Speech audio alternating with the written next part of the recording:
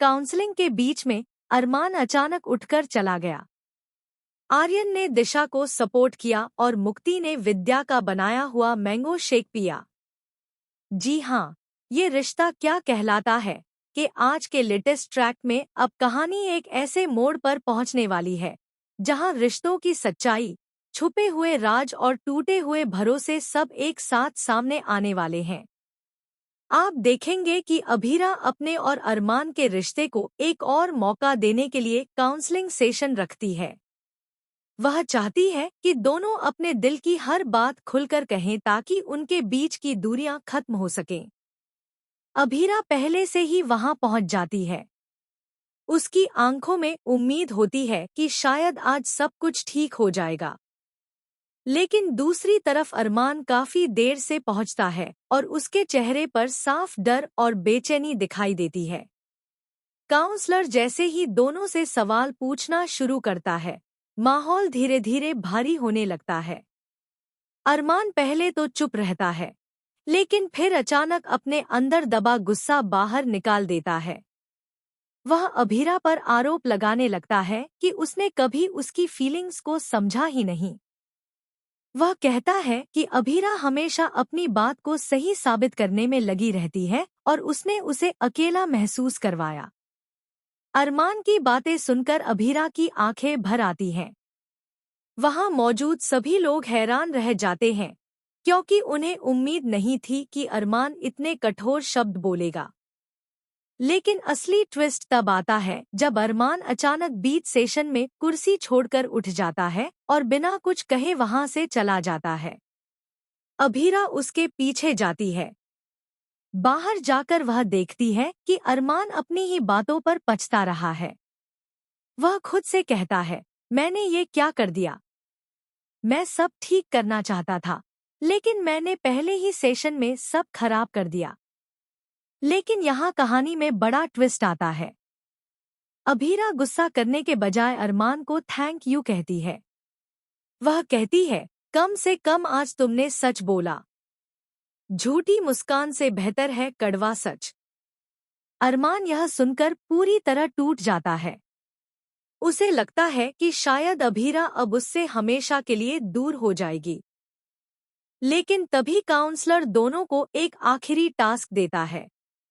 वह कहता है कि अगर दोनों सच में अपने रिश्ते को बचाना चाहते हैं, तो उन्हें अपने फोन एक दूसरे को देने होंगे, बिना कुछ छुपाए। यहीं से कहानी पूरी तरह पलट जाती है। जैसे ही अभीरा अरमान का दूसरी तरफ आर्यन दिशा को सपोर्ट करता नजर आता है। दिशा पहले से ही इस रिश्ते को लेकर शक में थी। वह कहती है कि अरमान कुछ बड़ा छुपा रहा है। लेकिन तभी दिशा को भी एक ऐसा सच पता चलता है जो सबको हिला देता है। दिशा को नैरा की पुरानी डायरी मिलती है। उस डायरी में लिखा होता है कि नैरा कभी अरमान से प्यार नहीं करती थी। वह सिर्फ किसी के कहने पर उसके करीब आई थी। और वह शख्स कोई और नहीं, बल्कि परिवार का ही एक सदस्य था। अब कहानी में सबसे बड़ा धमाका होने वाला है। डायरी के आखिरी पन्ने पर एक नाम लिखा होता है, क्रिश। जी हाँ, क्रिश ही वह इंसान निकलता है जिसने अरमान और अभीरा के रिश्ते को तोड़ने के लिए पूरा खेल खेला। उसने नैरा को पैसे देकर अरमान के करीब भेजा था ताकि अभीरा का भरोसा टूट जाए। लेकिन ट्विस्ट अभी बाकी है। जब सब लोग क्रिश का सामना करते हैं, तब वह हंसने लगता है और कहता है, तुम लोग अभी भी अधूरा सच जानते हो। इसके बाद वह एक और राज खोलता है। वह बताता है कि अरमान को लंबे समय से ब्लैकमेल किया जा रहा था।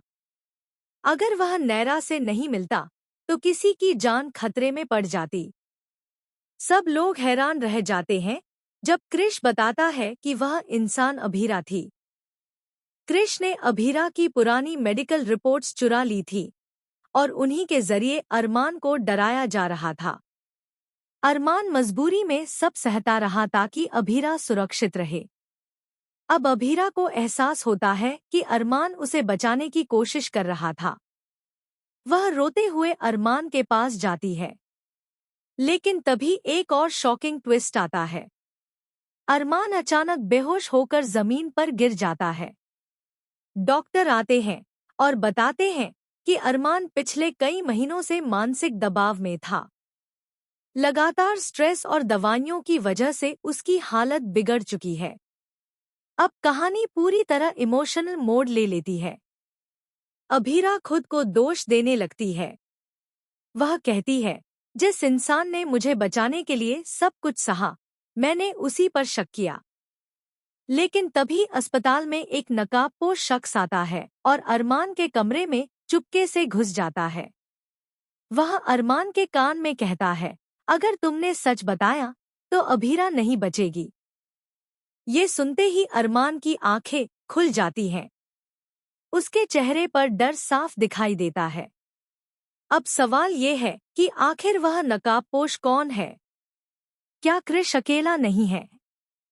क्या अभीरा फिर किसी नए खतरे में फंसने वाली है? और क्या अरमा